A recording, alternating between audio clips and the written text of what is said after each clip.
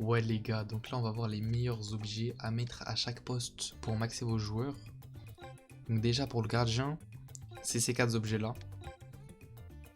Il n'y a pas d'autres builds possibles dans la bêta qui sont plus optiques que celui-là, parce que c'est ceux qui augmentent le plus l'agilité et la physique, et c'est ces deux stats là qui augmentent votre jauge de gardien.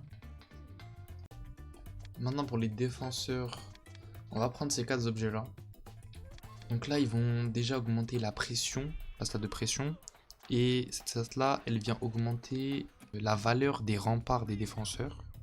Et avec ces objets là on va aussi augmenter l'intelligence, et cette stat elle va augmenter votre valeur de défense quand vous êtes en mode focus, et votre valeur d'attaque et de défense dans les duels. Et il y aura aussi quelques stats en plus sur la physique. Et la physique, ça vient aussi augmenter les valeurs des remparts. Maintenant pour les milieux, en vrai il y a plusieurs builds possibles. Moi j'ai mis celui-là. Donc là on va augmenter le contrôle, la technique et la frappe. Le contrôle et la frappe c'est pour la valeur des tirs tout simplement. Mais le contrôle ça vient aussi augmenter la valeur de focus quand tu es en attaque. Et la technique ça vient augmenter la valeur de focus quand tu es en attaque et en défense. Mais il y a aussi une stat qui est pas mal augmentée quand tu es milieu, c'est l'intelligence. Donc comme j'ai dit avant, ça va augmenter la stat quand tu es en focus en défense et en attaque et en défense quand c'est les duels. En vrai moi je l'ai pas mis sur Byron parce que c'est un 10.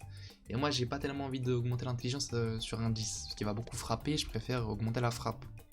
Mais en vrai pour les milieux un peu défensifs, ceux qui sont à côté, en vrai je pense que c'est mieux de mettre des objets qui augmentent l'intelligence, comme le bracelet porte-bonheur et la mascotte brillante. Après c'est selon vous, en vrai vous pouvez jouer 3 milieux qui ont aucun de ces objets là.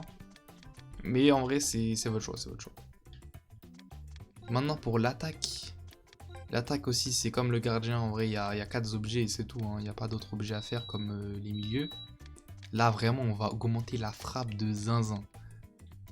Et aussi un peu le contrôle. Le contrôle aussi ça vient augmenter les tirs. Mais en tout cas voilà les meilleurs builds. Surtout pour les attaquants et le gardien. C'est sûr que c'est ces builds là les plus optis. Je pense pas qu'il y en ait d'autres.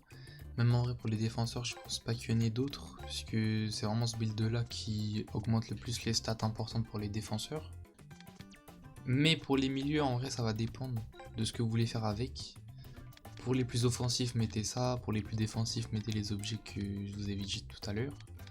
Et sinon en vrai de vrai je pense que c'est possible d'adapter aussi. Je pense qu'il y a d'autres builds en vrai pour les milieux. Mais pour les attaquants, les défenseurs, les gardiens, je pense que c'est vraiment ceux-là.